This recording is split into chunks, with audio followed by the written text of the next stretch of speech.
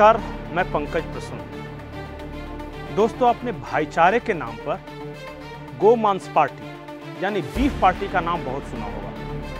भारत में कई जगह इस तरह के आयोजन होते हैं और खास करके हिंदुओं को चिढ़ाने के लिए इस तरह के आयोजन किए जाते हैं। अभी हैदराबाद की एक तस्वीर थी जिसमें किसी बड़े जानवर का मांस का टुकड़ा सजाया गया था और उसके ऊपर ओम नमः शिवाय का मंत्र पढ़ रहे थे कुछ मुस्लिम लड़के।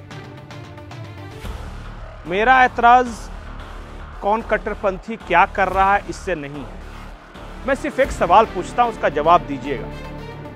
हिंदू अपने आप को सेकुलर या सद्भाव दिखाने के लिए बीफ पार्टी कर लेता है, लेकिन क्या मुसलमान सुअर का मांस खाएगा?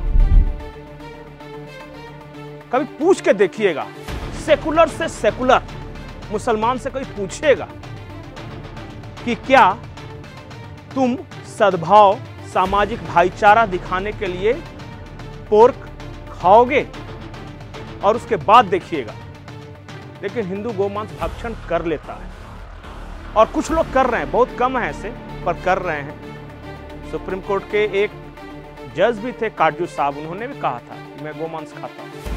आप क्या खाइए, आप सुअर खाइए, गाय खाइए, क्या इससे किसी को फर्क नहीं पड़ता, आप आदमी मार के खाइए, लेकिन इसका प्रदर्शन नहीं किया। अब आप सोचिए कि ये विषय में लेकर क्यों आया। उत्तर प्रदेश में आपको पता है कि जो कांवरिया रूट है उसमें सिर्फ इतना कहा गया कि जो ऑनर हैं वो अपना अपना नाम लिख दें, और उसका देखिए कितना अच्छा असर पड़ा है। सलीम शुद्ध शाकाहारी भोजनालय ये बोर्ड लगा है।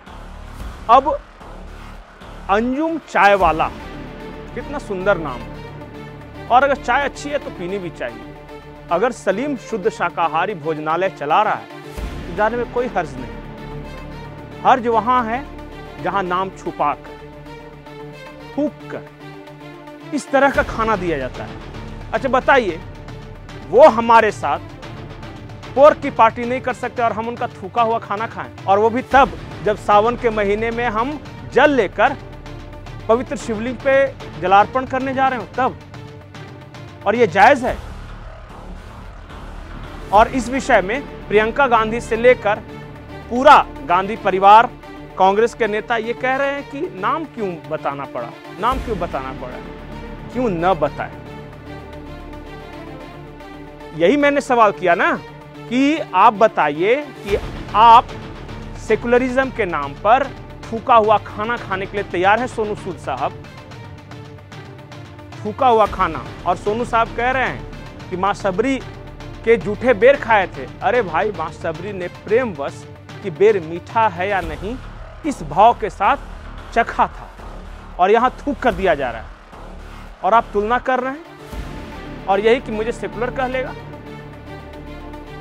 अरे जिन्होंने पैदा किया कम से कम उसका तो मान रखो सोनू सूद। जहां पैदा हुए, जिस धर्म पैदा हुए, जिस मिट्टी में खेले कूदे, वहां की संस्कृति को तो अपनाओ। और कह रहे हो कि थूका हुआ जो हम इसलिए खा लें क्योंकि मां सबरी ने जूठे बेर दिए थे प्रभु श्री राम को। मैं तो उसी सोनू सूद से पूछ रहा हूं कि अपनी ही फिल्म इंडस्ट्री में तुम्हारे जितने भाई घूम रहे हैं ना, वो सलमान भाई, आमिर भाई, शाहरुख भाई, कोई कहना पोर्क पार्टी करेंगे क्या? उसके बाद तुम्हारी सारी सेकुलरिज्म निकाल देते हैं वो। खैर, अब इसी विषय को आगे बढ़ाते हैं। उत्तर प्रदेश योगी आदित्यनाथ की सरकार कांवर के बहाने योगी आदित्यनाथ को घेरने की कोशिश बीजेपी के अंदर ही हुई है। ये सारा बवाल बीजेपी के अंदर से पहले हवा दिया गया, और कारण वही है। आप जो लगातार जो कैंपेन चल रहा है केशव प्रसाद मौर्य के बहाने, बस इसी तरह योगी का ग्राफ कम हो और हमें एक मौका मिले उनके जगह पे किसी और को प्लांट करने का। अब केशव प्रसाद मौर्य प्लांट हो या कोई दूसरा प्लांट हो, लेकिन योगी नहीं चाहिए। और किसे नहीं चाहिए? अमित शाह को नहीं चाहिए। क्यों नहीं चाहिए? क्योंकि योगी ज्यादा पॉपुलर है, लोग मोदी के बाद योगी के नारे लगा रहे हैं, जबकि अमित शाह की इच्छा है कि मोदी के बाद वो स्वयं रहे। और ये चर्चा आम है, हर गली हर चौराहे पर यही है कि मोदी का कद छोटा करना चाहते हैं। कहीं ओबीसी को हवा दिया जा रहा है, जातिवाद को, क्योंकि योगी के सामने तो जातिवाद चलता नहीं, वो तो एक महंत हैं, संत हैं, वो सबके लिए बराबर करते हैं। तो अमित शाह ये ध्यान देकर सुन लें कि अगर उत्तर प्रदेश में साजिश के तहत योगी का तख्ता पलट किया गया या उन्हें हटाया गया तो अमित शाह भी बर्बाद होंगे और वो प्रधानमंत्री तो क्या, मंत्री भी नहीं रहेंगे। ये बात जितनी जल्दी समझ में आ जाए वो अच्छा है। और हाँ, भाजपा का तो नुकसान कर ही दिया 2024 में, अगर इसी तरह साजिशें करते रहें तो और भी नुकसान होगा, क्योंकि अमित शाह जिस रास्ते पर बढ़ चले हैं और पार्टी के अंदर ही जिस तरह खेमेबाजी को उन्होंने प्रश्रय दिया है या अमित शाह के लोग जो कर रहे हैं उसका बीजेपी पर तो असर पड़ेगा ही, लेकिन अमित शाह की दुर्गति भी निश्चित है।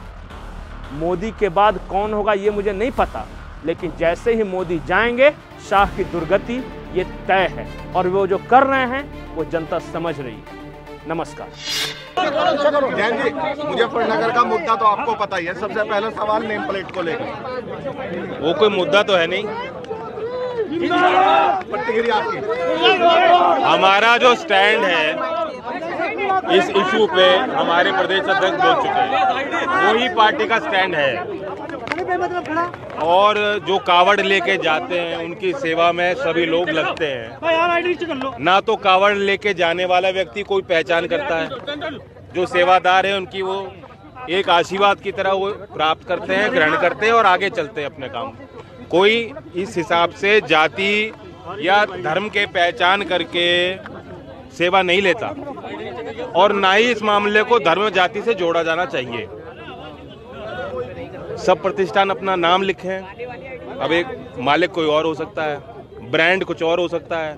मैकडॉनल्ड्स क्या लिखेगा, खतौली में बर्गर किंग क्या लिखेगा?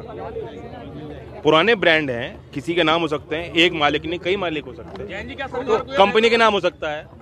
आप तो सहयोगी दल हो, तो आपने उनके नेताओं को इस बारे मुझे लगता है ज्यादा समझ के फैसला नहीं लिया, फैसला ले लिया तब उस पर टिक रहे हैं। ये वापस होना चाहिए। कभी ऐसा हो जाता है, सरकार वापस होना चाहिए।